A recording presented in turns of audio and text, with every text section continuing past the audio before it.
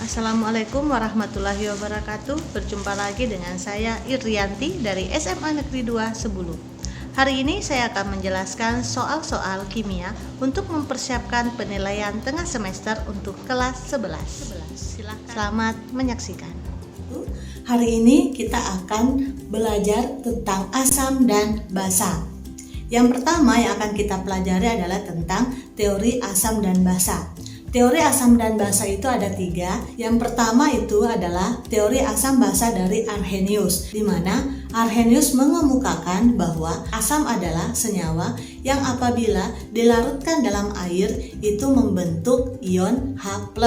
Misalnya H2SO4 atau asam sulfat ditambah dengan H2O menghasilkan 2H+ ditambah SO4-2. Sedangkan basa menurut Arrhenius adalah senyawa yang apabila dilarutkan dalam air itu akan membentuk ion OH-. Misalnya natrium hidroksida atau NaOH ditambah dengan H2O akan menghasilkan Na+ ditambah dengan OH-. Kemudian teori yang kedua adalah teori dari Bronsted-Lowry, di mana teori Bronsted-Lowry itu melengkapi kelemahan dari teori asam basa Arrhenius, di mana apabila asam dan basa menurut teori Arrhenius itu menghasilkan H+ ataupun OH-.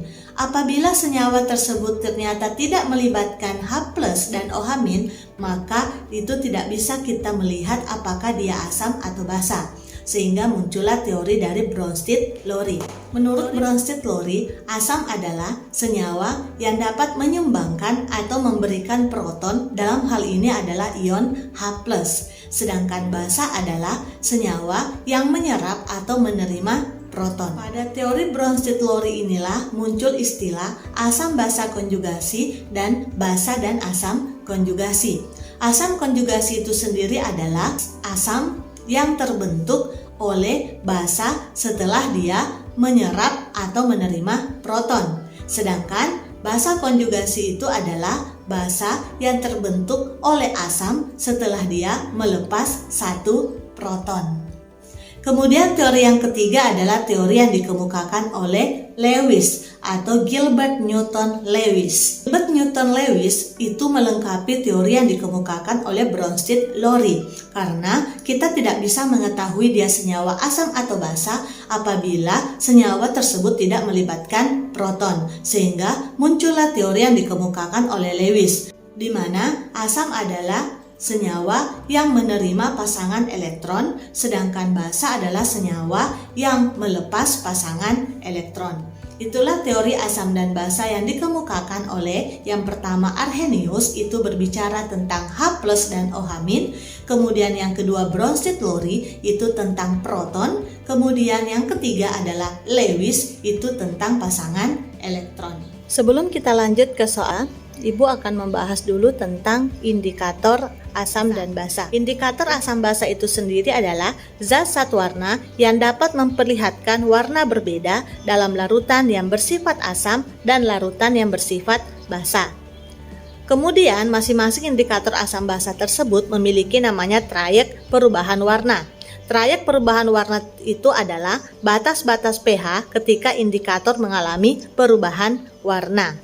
Macam-macam indikator itu terdiri dari, ada namanya kertas lakmus, kemudian ada metil jingga, metil merah, bromtimol biru, dan fenolftalin. Selain itu ada juga yang namanya indikator universal dan indikator alami. Contoh dari indikator alami sendiri itu adalah bunga geranium, kemudian ada namanya daun iler, kemudian kol merah, bunga kembang sepatu. Untuk trayek perubahan warna indikator bisa dilihat pada gambar berikut.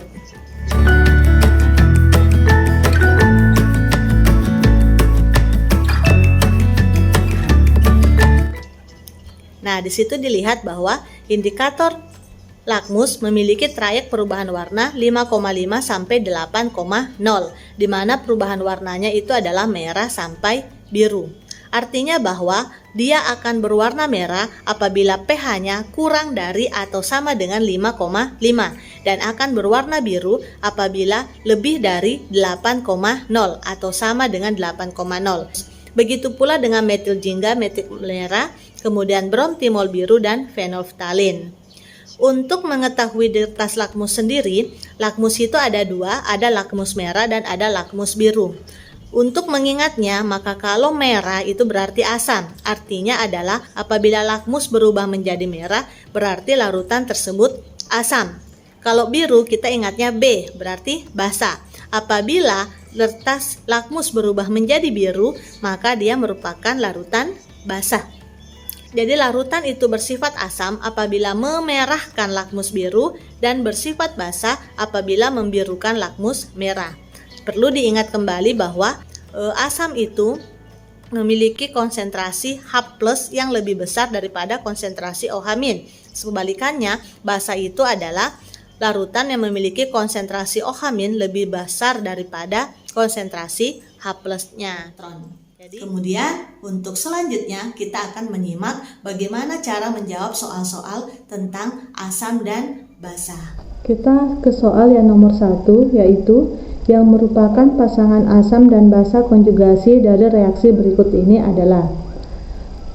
Pada saat kita mendapatkan soal seperti ini, maka yang perlu kita perhatikan terlebih dahulu adalah menyamakan senyawa antara yang kiri dengan yang kanan. Kira-kira senyawa CH3COOH dengan H2SO4 itu sama dengan yang mana? Yang pertama, CH3COOH itu sama dengan CH3COOH2 atau HSO2. Nah, berarti ini pasangannya ya, karena itu yang sama. Tuh. Ini yang kelihatannya sama. Setelah itu H2SO4 lagi kita hubungkan dengan HSO2. Setelah itu kita bandingkan CH3COOH dengan CH3COOH2+, itu yang lebih banyak hanya yang mana? Ya betul, yang lebih banyak hanya itu yang sebelah kanan. Otomatis kalau dia lebih banyak hanya, maka ini asam. Jadi yang lebih banyak hanya itu asam, pasangannya itu adalah basa. Benar. Kemudian H2SO4 kita bandingkan dengan HSO2-. Yang mana lebih banyak hanya? Ya, H2SO4. Berarti H2SO4 itu asam. Kemudian HSO2- itu adalah basa. Kemudian untuk konjugasi kita tambahkan di yang kanan semua. Jadi yang kanan yang ini kita tambahi jadi asam konjugasi. Kemudian yang basa kita tandai dengan konjugasi. Setelah itu kita lihat soalnya yang merupakan pasangan asam dan basa konjugasi. Jadi pertanyaannya itu adalah asam dan basa konjugasi. Berarti asamnya yang mana? Berarti asamnya H2SO4, kemudian basanya itu adalah dan HSO2-. Berarti yang jawaban yang benar untuk nomor 1 adalah H2SO4 dan HSO2-. Kemudian kita lanjut ke soal selanjutnya. Dari pengujian larutan dengan kertas lakmus diperoleh data sebagai berikut. Ini ada 5 larutan yang diuji, di mana larutan tersebut adalah X, Y, Z, U, dan V. Kemudian ternyata warna lakmus yang diperoleh. Pada saat lakmus merah dimasukkan ke dalam larutan uji X, maka lakmus merah menjadi merah, sedangkan lakmus biru menjadi biru. Kalau Y, merah menjadi merah, biru menjadi merah, dan seterusnya. Perlu diingat kembali bahwa apabila kertas lakmus merah berubah menjadi merah dan biru berubah menjadi biru, maka berarti larutan tersebut bersifat netral.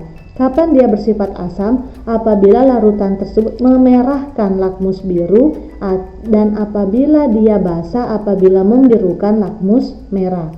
Nah, kita perhatikan soalnya. Larutan yang mengandung konsentrasi ion H+ lebih besar dari ion OH-. Berarti kalau konsentrasi H plusnya lebih besar berarti dia asam. Berarti yang bersifat asam itu yang mana? Yang bersifat asam itu berarti kita lihat warna lakmus biru menjadi merah. Kita lihat biru tetap biru bukan, berarti ini ya merah dengan merah, berarti Y dan U. Berarti jawaban yang benar itu adalah B, Y dan U. Kita lanjut ke soal selanjutnya. Dari uji 2 jenis air limbah dengan beberapa indikator didapat data sebagai berikut. Indikator yang kita uji itu ada 3, ada indikator lakmus, kemudian ada metil merah, dan ada brom timol biru disingkat dengan BTB. Trayek pH-nya sudah diketahui. Nah sekarang ternyata yang diuji itu ada limbah A dan limbah B. Kita perhatikan, pada saat kertas lakmus dimasukkan dalam limbah A itu warnanya biru dan limbah B warnanya merah. Kalau warnanya biru, kita lihat nih, ini kan biru. Berarti pH-nya lebih dari 8,3. Karena ini kanan, biru ya, berarti pH-nya lebih dari 8,3. Berarti limbah A di sini adalah lebih dari 8,3. Kemudian kuning. Kuning berarti yang kanan, berarti lebih besar dari 6,2. Berarti lebih dari 6,2. Kemudian yang biru, ini biru, berarti lebih dari 7,6. Yang mana yang mewakili? Lebih dari 8,3, lebih dari 6,2 atau lebih dari 7,6? Kalau dia lebih dari 8,3 berarti pasti lebih dari 6,2 dan pasti lebih dari 7,6. Tetapi apabila kita pilih lebih dari 6,2 maka dia belum tentu lebih dari 8,3. Berarti yang kita pilih adalah lebih dari 8,3. Berarti yang benar untuk jawaban tersebut adalah bisa jadi B, lebih dari 8,3. Yang lebih dari 8,3 pada option ini hanya B. Tapi kita buktikan dulu dengan limbah yang B. Untuk limbah B itu warnanya merah untuk lakmus. Lakmus warnanya merah, berarti ini merah. Berarti merah ini trayeknya di 4,5, berarti kurang dari 4,5. Ini merah berarti di sini kurang dari 4,2. Kemudian kuning baru dia 6,0, berarti kurang dari 6,0. Kita ambil kalau dia nilainya kurang, ambil yang lebih kecil, berarti 4,2. Berarti kurang dari 4,2. Kita lihat optionnya. Yang tadi yang benar kan ini lebih besar dari 8,3. Benar enggak lebih kecil dari 4,2? Jadi benar ya. Berarti yang benar adalah B.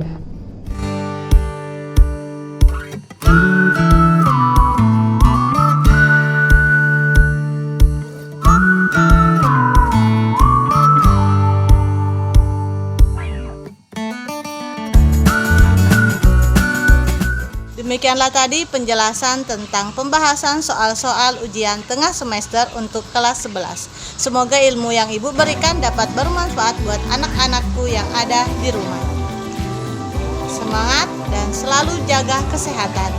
Keep spirit on. Demikian, Assalamualaikum warahmatullahi wabarakatuh.